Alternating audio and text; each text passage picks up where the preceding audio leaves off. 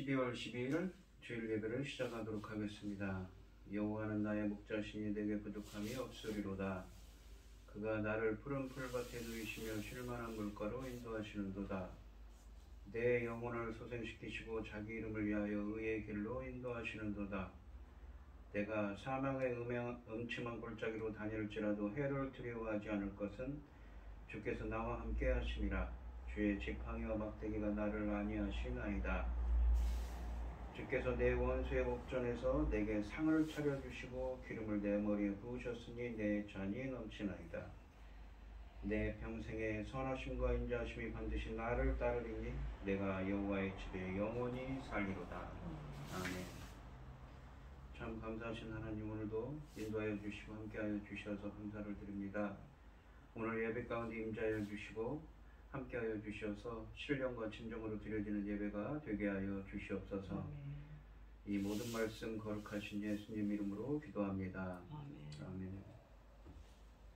찬송 38장입니다. 예수 우리 왕이여 이곳에 오셔서 우리가 함께 드리는 영광을 받아 주소서. 우리는 주님의 백성, 주님은 우리 왕이라. 왕이신 예수님 오셔서 좌정하사 다스리소서. 예수 우리 주시여 이곳에 오셔서 우리가 주께 드리는 찬양을 받아 주소서. 우리는 주님의 종들, 주님은 우리 주시라.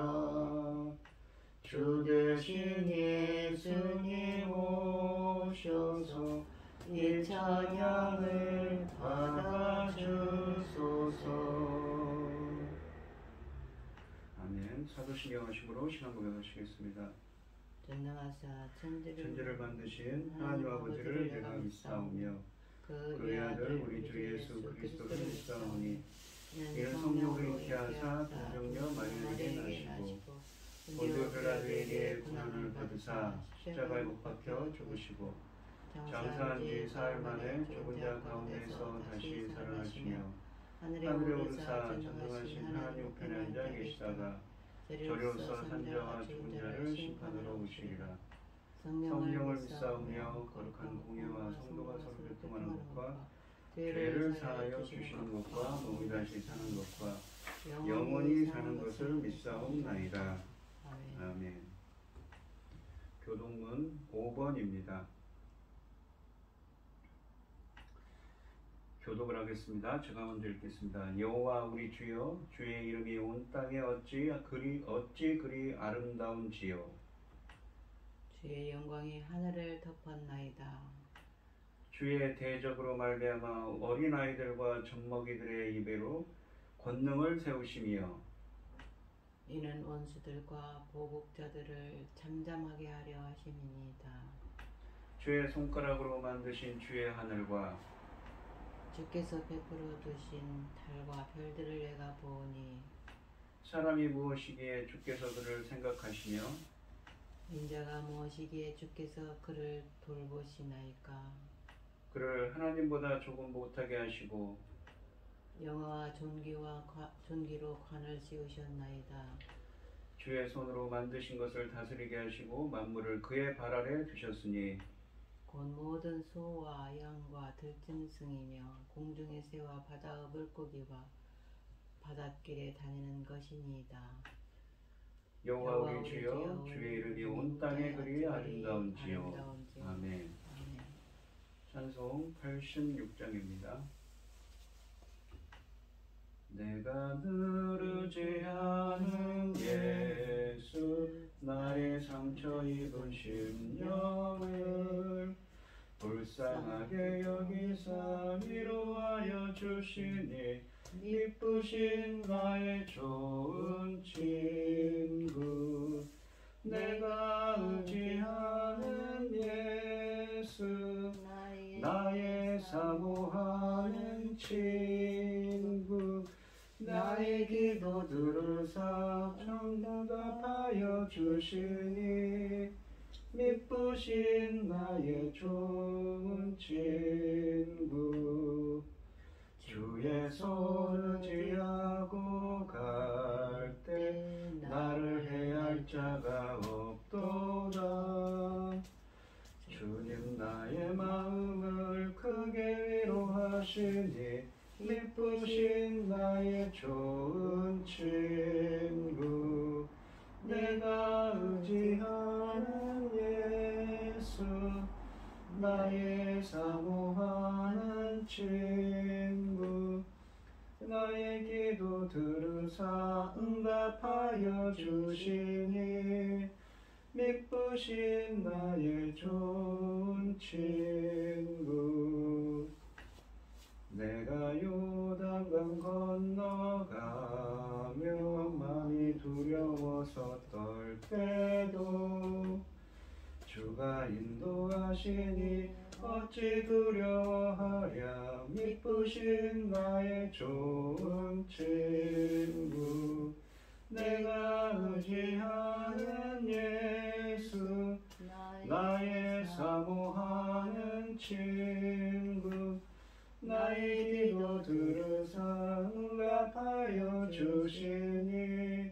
미쁘신 나의 좋은 친구 이후 천국에 올라가서 모든 성도들과 다 함께 우리들을 구하신 주를 찬양하리라 미쁘신 나의 좋은 친구 내가 의지하는 예수 나의 사모하는 친구 나의 기도 들으사 응답하여 주시니 미쁘신 나의 좋은 친구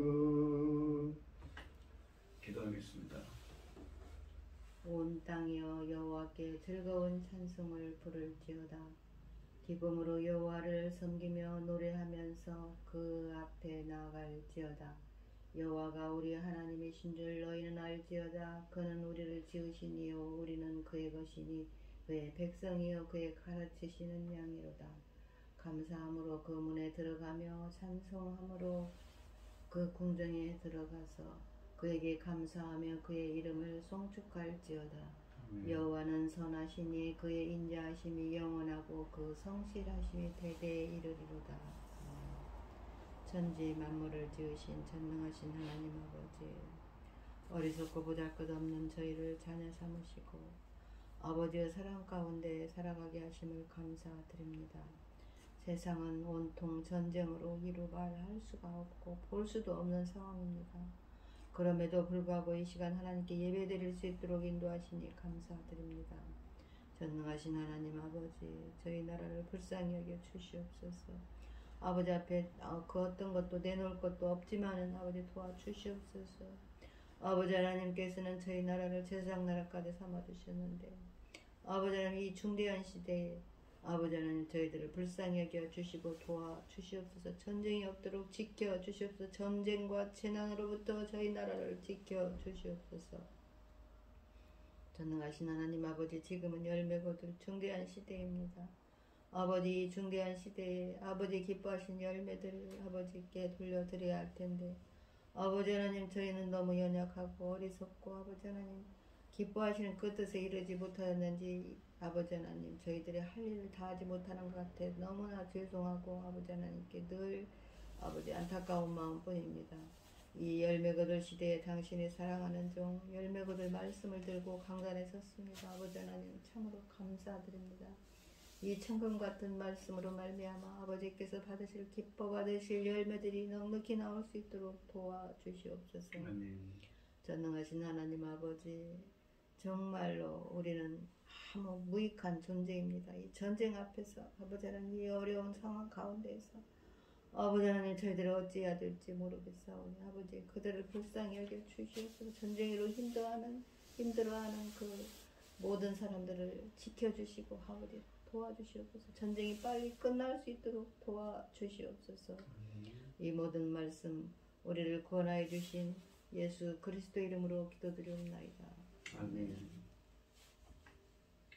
오늘 함께 하실 하나님의 말씀은 요한복음 1장 1절로 14절 말씀입니다. 요한복음 1장 1절로 14절입니다. 태초에 말씀이 계시니라. 이 말씀이 하나님과 함께 계셨으니 이 말씀은 곧 하나님이시니라. 그가 태초에 하나님과 함께 계셨고 만물이 그로 말미암아 지은 바 되었으니 지은 것이 하나도 그가 없이는 된 것이 없느니라. 그 안에 생명이 있었으니 이 생명은 사람들의 빛이라. 빛이 어둠에 비치되 어둠이 깨닫지 못하더라. 하나님께로부터 보내심을 받은 사람이 있으니 그의 이름은 요한이라. 그가 증언하러 왔으니 곧 빛에 대하여 증언하고 모든 사람이 자기로 말미암아 믿게 하려 함이라. 그는 빛이 아니요 이 빛에 대하여 증언하러 온 자라.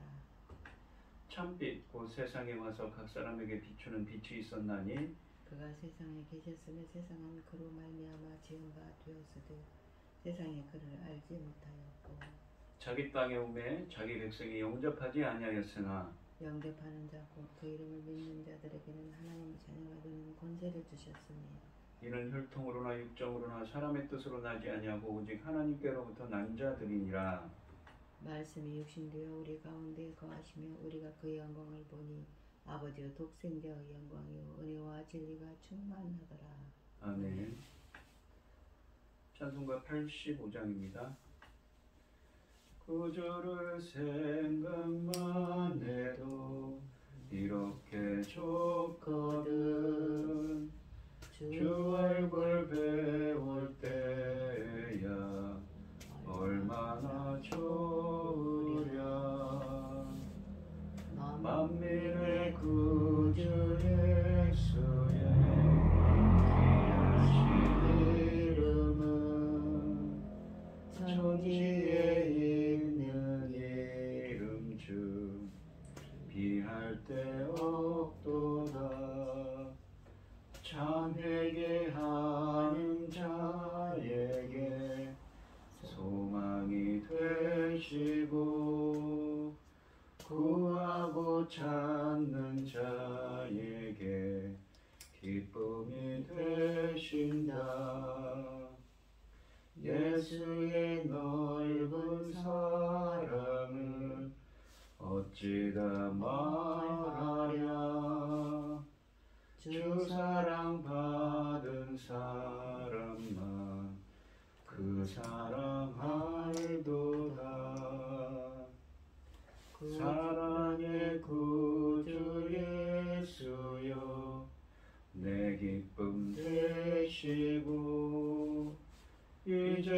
이제로부터 영원히 영광이 되소서. 아멘. 오늘 함께 하신 말씀의 제목은 말씀이 육신되어 우리 가운데 거하심에입니다. 이 요한복음은 사도 요한이 썼지요. 이 사도 요한은 이 창세기를 떠올리게 하는 태초에라는 말로 서문을 시작합니다. 예수님은 만물을 존재케 한 태초의 말씀이고 어둠 가운데 생명에 비치며 하나님 그 자신입니다. 예수님이 참 빛과 왕으로 오셨지만 세상을 알지 못하고 백성은 영접하지 않았습니다. 본문은 예수님이 육신을 입고 이 땅에 오신 이유를 성전과 관련하여 설명하고 있습니다. 또한 이 요한복음 1장 1절로 14절 말씀은 어떤 의미가 담겨 있냐면 태초에 라는 말씀으로 첫 번째 창조를 할 때, 이 태초에 창조를 할 때 함께 하신 하나님이신 예수님께서 우리 인간들은 어떻습니까? 죄를 짓고 첫사람 아담과 하와가 이 에덴 동산에서 쫓겨났지요. 주님과 관계가 단절되고 멀어졌습니다. 그러던 인간이 어떻게 주님과 다시 회복할 수가 있는가에 대한 이야기를 하고 있습니다. 즉 성경 전체가 창세기부터 계시록에 대해서 들어가 있는 창세기부터 계시록에까지 이야기를 압축해서 창세기 이 요한복음 1장 1절로 14절에서 설명하고 있는 것이지요. 1절에 보시면 태초에 말씀이 계시니라. 이 말씀이 하나님과 함께 계셨으니 이 말씀은 곧 하나님이시니라 라고 되어 있습니다. 태초에라는 표현은 구약에 익숙한 요한복음 독자들에게 창세기 창조기사를 생각하게 합니다. 태초에 하나님이 천지를 창조하시니라 라고 창세기 1장 1절 말씀에 쓰여져 있습니다. 그러나 창세기와 달리 이 요한복음에는 하나님 대신에 말씀, 로고스가 등장합니다. 여기서 우리는 말씀, 로고스의 하나님 되심, 즉 이 말씀의 신성을 알 수 있습니다. 뿐만 아니라 창세기 창조기사에 드러난 하나님의 말씀을 떠올릴 수 있습니다. 왜냐하면 하나님은 말씀으로 천지를 창조하셨기 때문이지요. 태초에 말씀이 계시니라 라고 되어 있는데 헬라어로 영어의 비동사에 해당하는 헬라어 에이미 동사의 미완료 과거 3인칭 단수는 이 시제는 말씀이 태초에 이미 존재하고 있었고 또 지속적으로 그 말씀이 존재하고 있음을 가리키고 있습니다. 즉 이것은 말씀이 태초에 비로소 생겨난 것이 아니라는 사실을 함축합니다. 따라서 말씀은 영원 전부터 존재하고 있었으며 아무것도 창조되기 이전에 이미 말씀은 존재하고 있었습니다. 즉 하나님의 이 예수님의 선제성과 신성을 증거하는 것이지요. 또한 영원 전부터 선지한 말씀은 분명히 하나님이셨지만 그러나 성부와는 구분된 존재였다고 1절 하반절에도 쓰여져 있습니다. 요한복음은 예수님을 말씀하시는 분으로 다양하게 표현하지만 로고스 자체로서 예수님의 이 모습은 1장에만 나옵니다. 이 요한의 로고스 개념에는 크게 다음과 같은 배경이 있습니다. 첫째, 로고스의 헬라적 배경입니다. 스토아 철학에서 로고스는 우주적 이성으로서 만물을 존재하게 하며 주관하는 역할을 합니다. 두 번째로 구약에 나오는 하나님 말씀의 다양한 모습에서 로고스의 배경을 찾을 수가 있는 것이지요. 구약의 하나님의 말씀이 요한복음 로고스 기독론의 가장 유력한 배경으로 간주될 수가 있습니다. 이 2절 말씀을 보시면 그가 태초에 하나님과 함께 계셨고 라고 되어 있습니다. 함께로 번역된 헬라어 전치사 이 프로스는 원래 방향을 나타내는 무엇을 향하여 라는 뜻으로 자주 사용합니다. 함께를 뜻하기 위해서는 일반적으로 이 파라 또는 메타 같은 전치사를 사용하는데 여기서는 프로스, 뭐뭐를 향하여 라는 뜻을 쓰는 이 전치사가 쓰였습니다. 그런데 특별히 프로스를 사용한 것은 성부와 성자 사이의 친밀한 관계를 표현하기 위함입니다. 예수님은 영원 전부터 존재한 하나님이시지만 성부 하나님과 구별된 그러나 친밀한 관계를 맺는 하나님이시라는 의미를 담고 있습니다. 3절에 보시면 만물이 그로 말미암아 지은 바 되었으니 지은 것이 하나도 그가 없이는 된 것이 없느니라. 말씀과 창조의 관계를 이 구절에서 더 분명하게 알 수가 있습니다. 지어졌다는 것은 이 헬라어 동사 기노마이라는 기노마이라는 헬라어의 번역인데 정확하게 말하면 존재하게 되었다는 의미입니다. 이는 곧 창조를 의미합니다. 그러나 본문은 만물이 그에 의해 지어졌다고 하지 않고 그로 말미암아 그를 통하여서 이 헬라어 본문을 직역을 하면 그로 말미암아 또는 그를 통하여서 지어졌다고 합니다. 말씀이신 예수님은 삼위 하나님의 제2위격으로서 천지 창조에 참여하셨습니다. 이는 창조에 있어서 말씀의 역할은 결정적이지만 동시에 성부의 창조 역할과는 구분됨을 나타내는 뜻입니다. 물론 바울은 골로새서 1장 16절로 17절에서 만물이 예수님에 의해 예수님을 통하여 예수님을 위하여 지어졌다고 말씀하고 있습니다. 그러나 요한복음은 예수님이 창조주시라는 것을 부인하지 않으면서 동시에 성부 하나님과 구별되는 분으로 소개하고 있습니다. 요한복음은 이 디아 전치사, 무엇으로 말미암아 무엇을 통하여라는 의미를 담고 있는 전치사를 통해 제2위격으로서 예수님이 성부와 함께 창조하고 은혜를 주시며 구원하시는 사역에 참여하시는 모습을 우리에게 보여주고 계신 것이지요. 4절 말씀을 보시면 생명이 그 안에 생명이 있었으니 이 생명은 사람들의 빛이라 라고 되어 있습니다. 예수님은 말씀이시요 하나님이실 뿐 아니라 또한 그 안에는 생명과 빛이 있었다고 합니다. 이 구절이 첫 창조를 가리키는지 아니면 새로운 창조, 재창조를 가리키는지는 논란이 있습니다. 아마도 둘을 다를 포함한다고 보는 것이 적절한 것입니다. 물론 첫 창조 이전에 영원 전부터 생명과 빛이 예수님 안에 있었습니다. 그리하여 예수님은 첫 창조에서 만물에 빛을 비추시고 그들을 존재하게 하셨습니다. 이제 예수님은 새 창조에서도 빛으로 생명을 주십니다. 생명은 예수님이 그의 아들 예수를 통해 선물로 주시는 영원한 영적인 생명을 말합니다.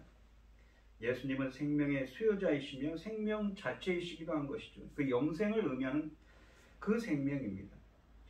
예수님 안에 생명이 있기 때문에 그 안에 거하는 것이 생명을 얻는 길입니다. 그래서 예수님은 지속적으로 제자들에게 그 안에 거하라고 요한복음에서 말씀하고 있는 것이죠. 또한 예수님 안에는 하나님이 거하십니다. 그러므로 우리는 예수님 안에서 하나님을 만날 수 있고 새 생명을 얻을 수 있습니다.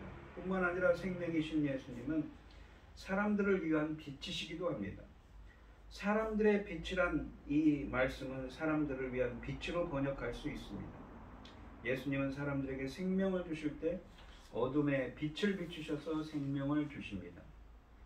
어둠에 있던 사람들은 빛이신 예수님을 만나 하나님께 인도됩니다. 빛이신 예수님 안에서 진리를 알게 되고 죄로부터 거룩하게 되고 생명을 얻을 수가 있는 것이죠. 그러니까 이 예수님이 우리 인간들이 창세기 3장에서 말씀하시던 것처럼 아까도 말씀드렸지만 첫사람 아담과 하와가 이 죄를 짓고 다 쫓겨났죠. 그래서 우리 인간들은 다 원죄를 갖고 있다고 했습니다. 그런데 그 영원한 생명을 잃어버린 그 인간들이 생명이신 예수님에 의해서 재창조를 통해서 어떻습니까? 회복된다는 이야기지요.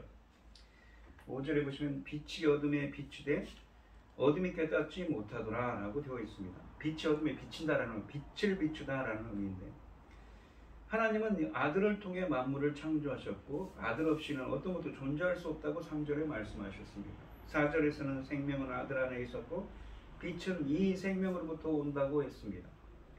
말씀의 새 창조 사역은 5절에 더 분명하게 나타납니다. 5절에 나오는 비추다는 말은 1절보다 5절 단락에서 유일한 현재 동사입니다. 따라서 현재 헬라어 동사에서 현재라는 것은 계속의 의미가 있습니다. 따라서 빛을 비추셔서 생명을 주시는 예수님의 이러한 창조 사역은 첫 창조뿐 아니라 현재도 새로운 창조에도 현재의 새로운 창조에도 재창조에도 계속되고 있음을 보여줍니다.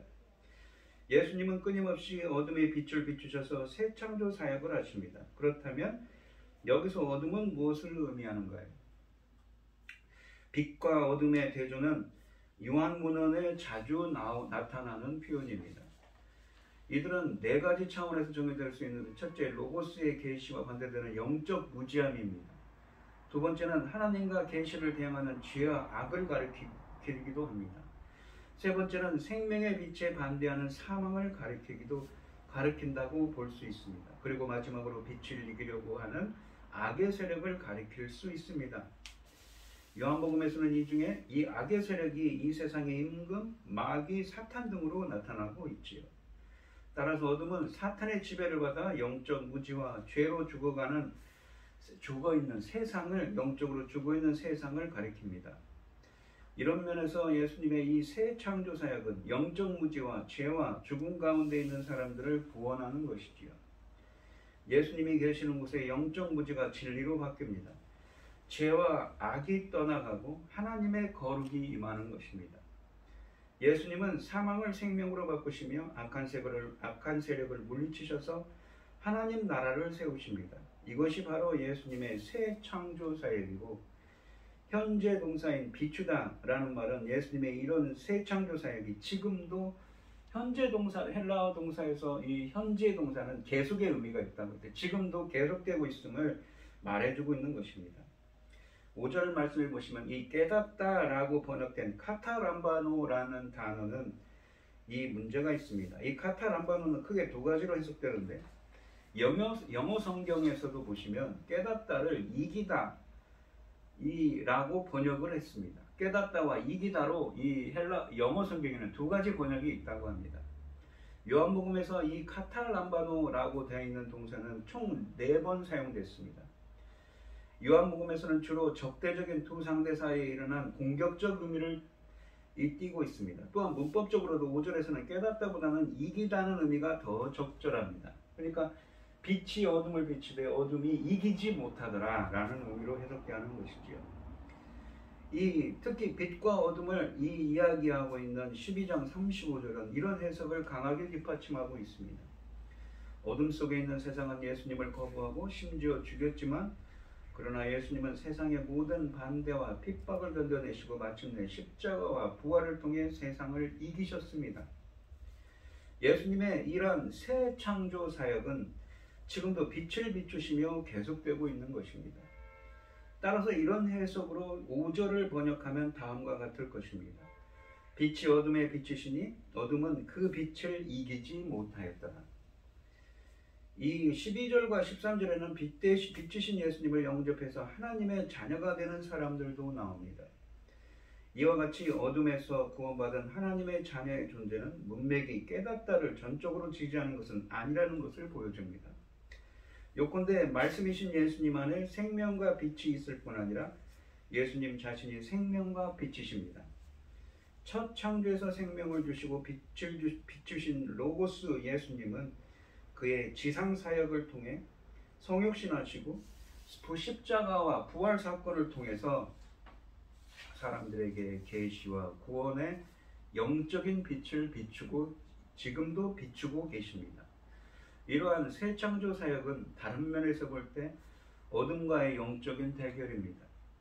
어둠은 빛이 비치는 것을 방해하지만 빛은 결국 어둠을 물리쳤습니다. 어둠은 결정적인 패배에도 불구하고 여전히 사람들을 영적 무지와 죄와 죽음 가운데 가둬놓고 있습니다.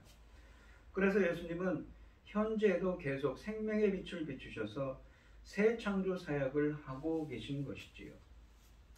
6절에 보시면 하나님께로부터 보내심을 받은 사람이 있으니 그의 이름은 요한이라 라고 되어 있습니다. 이 요한은 누구입니까? 사도 요한, 요한복음을 쓴 사도 요한이 아니라 세례 요한입니다. 이 다른 복음서와는 달리 요한복음서는 세례 요한이라는 표현을 결코 사용하지 않습니다. 그럴 필요가 없는 것은 다른 표현은 언급되지 않기 때문이지요. 세베대의 아들이며 12제자 중 한 사람인 요한은 이 이름이 언급되어 있지 않습니다. 본문은 요한을 하나님께로부터 보내심을 받은 사람으로 서술합니다. 따라서 요한은 일종의 선지자로 묘사되고 있습니다. 유대인 무리는 요한을 선지자로 간주했으며 이 예수님도 요한을 그렇게 묘사하셨습니다. 이 7절에 보시면 그가 증언하러 왔으니 곧 빛에 대하여 증언하고 모든 사람이 자기로 말미암아 믿게 하려 함이라 라고 되어 있습니다. 요한의 이 세례 요한의 역할이 서술됩니다. 세례 요한의 역할은 말씀을 통하여 세상에 들어온 빛을 증언하는 것이었습니다. 요한이 증언하는 목적은 모든 사람이 자기로 말미암아 그리스도를 믿게 하려는 것이었습니다. 8절에 보면 그는 이 빛이 아니요 이 빛에 대하여 증언하러 온 자라 라고 되어 있습니다. 빛은 이 4절과 5절에서 예수님을 가리키는 용어로 사용되었는데 여기서 세례 요한이 바로 그 빛에 대하여 증언하러 왔다는 말은 세례 요한의 사명이 예수님을 증언하는 것임을 알려주고 있습니다. 9절 말씀을 보시면 참빛 곧 세상에 와서 각 사람에게 비추는 빛이 있었나니 라고 되어 있습니다. 이 성경에서 낮과 밤, 빛과 어둠, 깨어있다와 잠잔다는 표현은 참빛이신 예수 그리스도의 은혜가 비치는 것과 그렇지 않은 것을 나타냅니다. 요한복음 3장에서 밤에 찾아온 니고데모는 영적 어둠의 상태를 나타냅니다.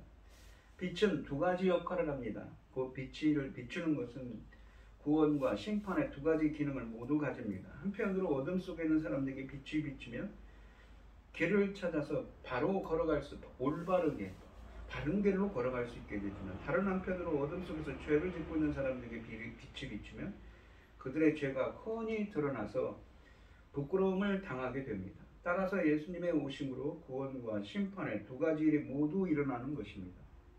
이에 따라 사람들의 반응은 부정과 긍정으로 극명하게 나뉩니다. 참빛의 참은 참된 혹은 진정한의 의미를 가집니다.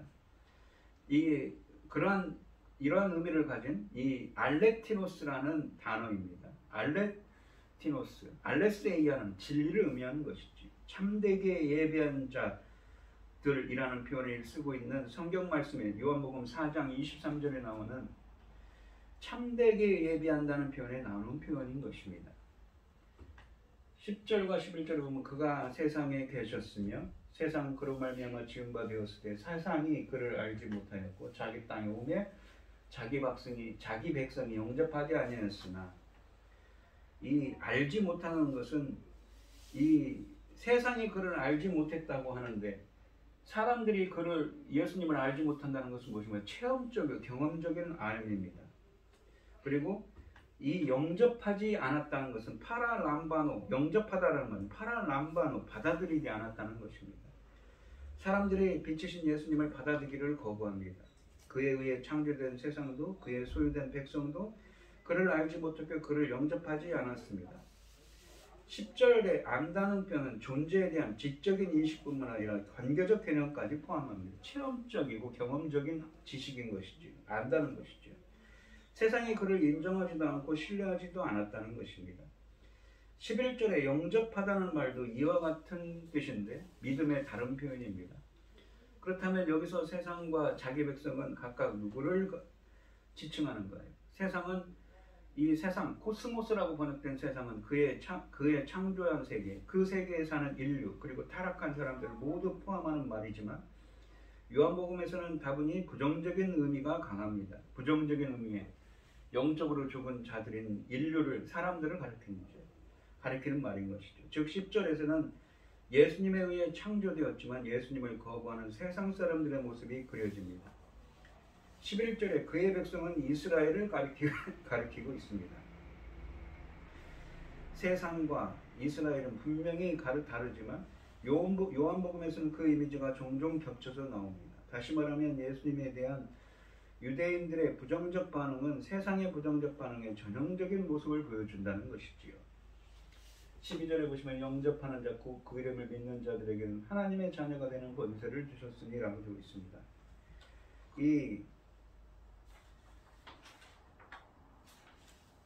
그리스도에 대한 거부가 보편적인 것이었음에도 예수님을 영접하는 자들은 예수님을 믿어 하나님의 자녀가 되며 또한 믿는 자들에게 속하는 영생을 누리게 됩니다. 여기서 영접했다고 번역된 헬라어는 람바노는 용인하다, 받아들이다는 의미를 가지고 있습니다. 아까 카탈람바노라는 말을 썼지요. 영접하다. 근데 카타라는 접두어가 붙어서 합성어입니다. 예수님을 영접하는 것은 그분을 우리의 구주와 주님으로 환영하고 인정하는 것입니다. 말씀을 영접하지 아니한 자들로부터 말씀을 영접하는 자들에게 관심을 돌리면서 영접하는 자, 곧 그 이름을 믿는 자들에게는 하나님의 자녀가 되는 권세를 주셨으니 라고 말합니다. 이 구절에 나타내듯이 예수님을 영접한다는 것은 예수님의 이름을 믿는 것을 의미합니다. 요한복음에서는 예수님의 증언을 받는 자들과 받지 않는 자들에 대해 거듭 말씀하고 있습니다. 예수님을 영접한 자들에게는 하나님의 자녀가 되는 권세가 주어집니다. 권세로 번역된 헬라어 엑수시아는 권세뿐만 아니라 능력이라는 파워라는 의미도 갖고 있습니다. 하나님의 자녀가 되는 권세를 주시는 분이 말씀이신 예수님이시지요. 13절에 보시면 이는 혈통으로나 육정으로나 사람의 뜻으로 나지 아니하고 오직 하나님께로부터 난 자들이니라 라고 되어 있습니다. 난 자들이다 라는 표현은 헬라어로 겟나우라는 헬라어입니다. 나타라는 거죠. 하나님께로부터 태어났다는 말입니다. 혈통이나 육정, 인간의 자연적인 출생 과정을 가리키는데 이 사람의 뜻, 인간의 의지로 태어났는데 그런 뜻으로 태어난 것이 아니라 하나님으로부터 태어났다는 것을, 새로운 창조에 대한 이야기를 하고 있습니다. 14절에 보시면 말씀이 육신되어 우리 가운데 거하시며 우리가 그의 영광을 보며 아버지의 독생자의 영광이요 은혜와 진리가 충만하더라 라고 되어 있습니다.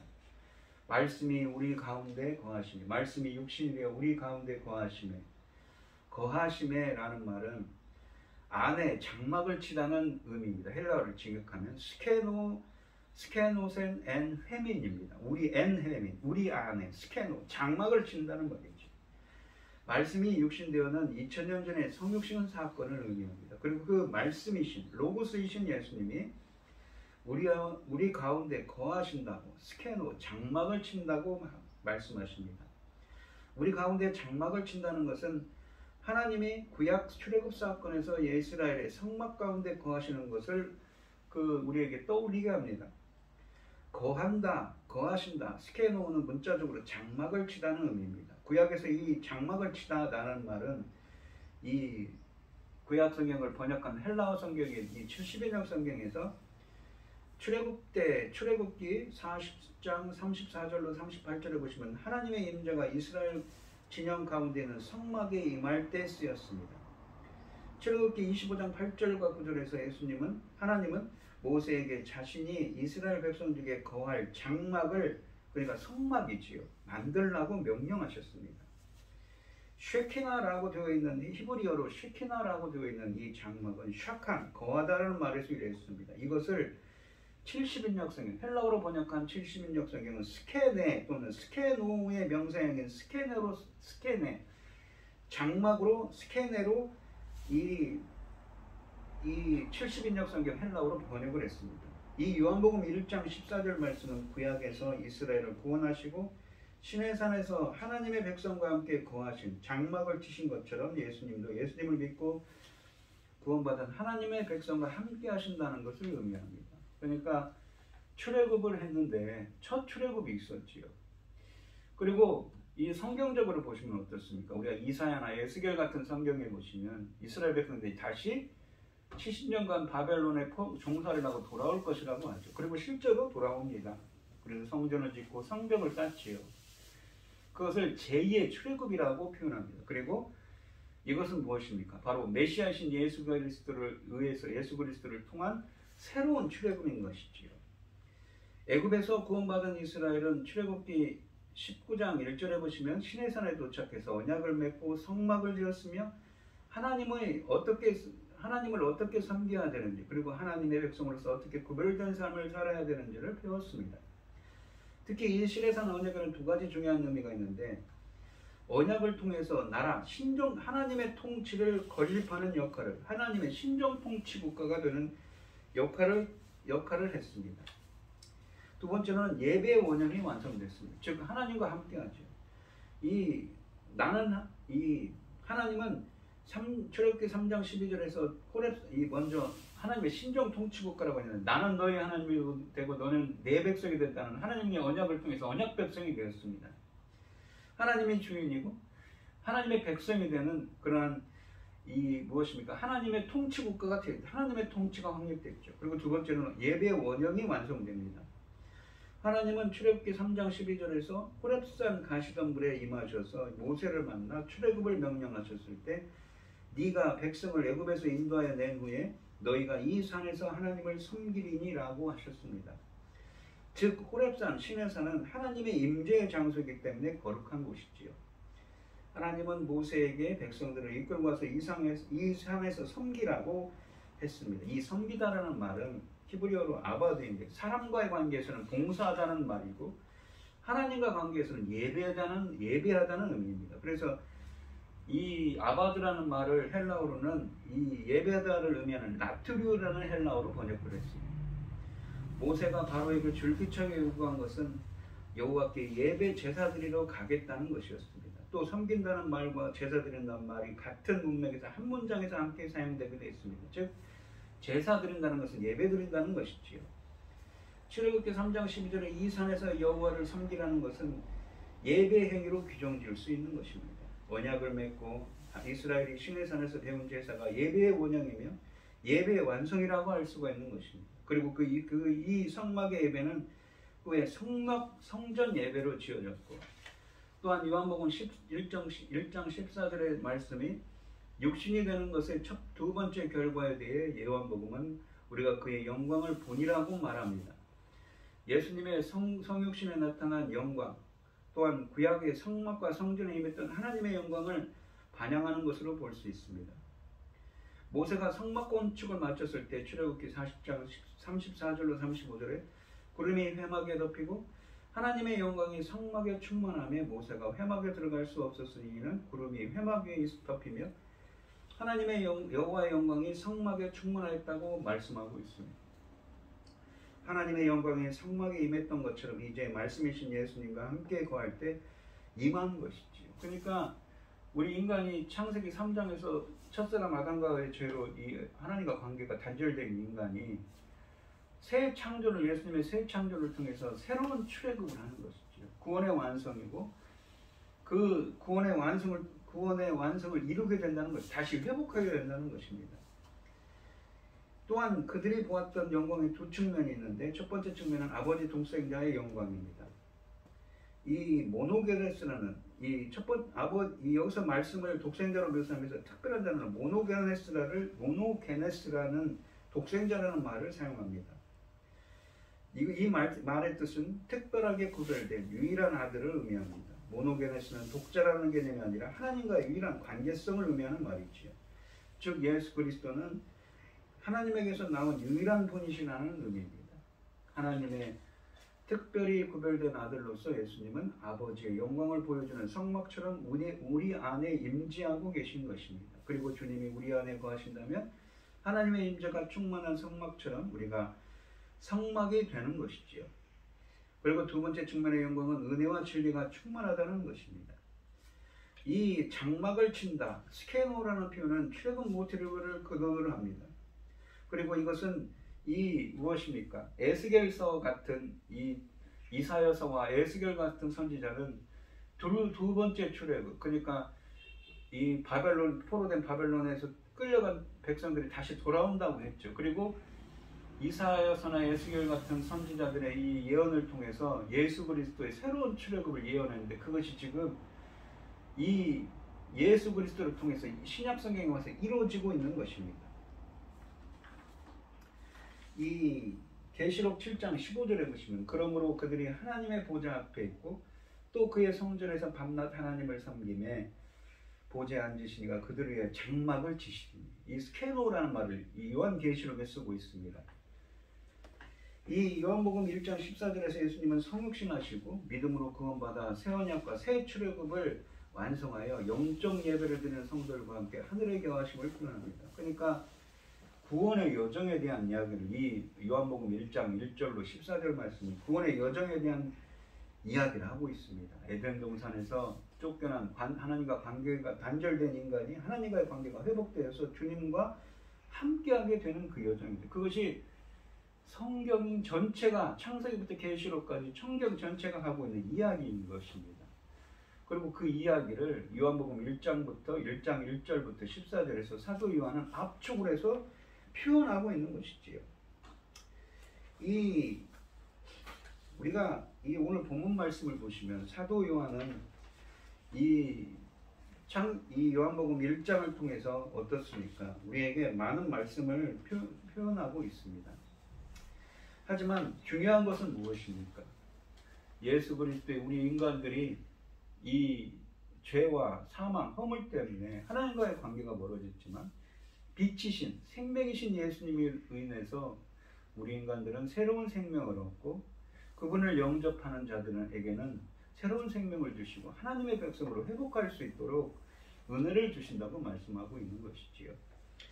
우리 성도님들께도 이러한 은혜가 함께 하시기를 이 주님의 이름으로 축원하겠습니다.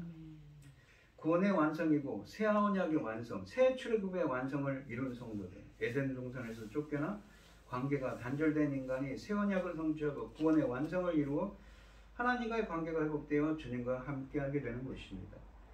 성경은 하나님 나라의 백성을 찾는 얘기인 것이지요. 이것이 성경 전체의 이야기입니다. 그것을 압축해서 요한복음 1장 1절부터 14절에서 사도 요한은 표현하고 있는 것입니다. 우리 성도님들도 예배의 원형인 이 출애굽기에 나오는 신의 산의 성막에 임한 그 은혜가 우리 성도님들께서 함께해서 주님과 함께하는 여러분들이 되시기를 주님의 이름으로 축원드리겠습니다. 기도하겠습니다.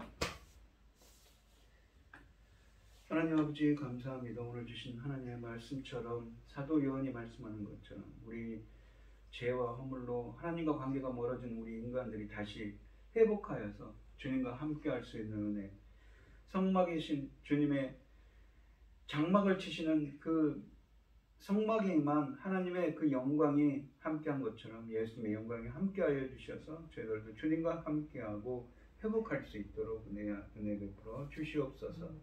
새로운 출애굽, 구원의 완성을 이룰 수 있도록 인도하여 주시옵소서. 이 모든 말씀 거룩하신 예수님 이름으로 기도합니다. 아멘. 찬송가 359장입니다. 천성을 향해 가는 성도들아, 앞길의 장애를 두려 말아라. 성중이 성령이 너를 인도하시리니 왜 지체를 하고 있느냐. 앞으로 천성을 향해 나가세. 천성문만 바라고 나가세. 모든 천사 너희를 영접하러 문 앞에 기다려 서 있네. 너 가는 길을 유마디 있거든 확실한 증거를 보여주어라. 성령이 친히 감화하여 주사 그들도 참 길을 찾으라. 앞으로 천성을 향해 나가세. 천성문만 바라고 나가세. 모든 천사 너희를 영접하러 문 앞에 기다려 서 있네. 너 가는 길을 모두 가기 전에 내 손에 든 검을 꽂지 말아라. 마귀 흉계 모두 깨뜨리고 끝까지 잘 싸워 이겨라. 앞으로 천성을 향해 나가세. 천성문만 바라고 나가세. 모든 천사 너희를 영접하러 문 앞에 기다려 서 있네. 기도하겠습니다. 참 감사하신 하나님, 오늘도 좋은 말씀 주시고 이렇게 인도하여 주신 은혜 감사를 드립니다. 저희들도 주님과 함께할 수 있도록 다시 회복하는 은혜가 새 출애굽의 새 창조의 은혜가 함께할 수 있게 하여 주시옵시고 인도하여 함께하여 주시옵시고 역사하여 주시옵소서. 오늘 이 시간 주님의 주신 은혜에 감사드리며 귀한 예물을 드리는 손길들이 있습니다. 주님께 그 손길, 드려지는 손길마다 주님께서 기억해 주시고 이 간과 기도에 귀 기울여 주셔서 응답하여 주셔서 하나님이 기뻐하시는 뜻을 이룰 수 있도록 인도하여 주시옵소서. 기뻐받아 흠양하여 주실 줄 믿사오며 이 모든 말씀 거룩하신 예수님 이름으로 기도드리옵나이다. 아멘. 축도로 오늘 예배를 마치도록 하겠습니다. 이제는 주 예수 그리스도의 은혜와 하나님의 극진하신 사랑과 성령의 교통하심이 성도들 머리머리 위에 이제로부터 영원히 함께 있을지어다. 아멘.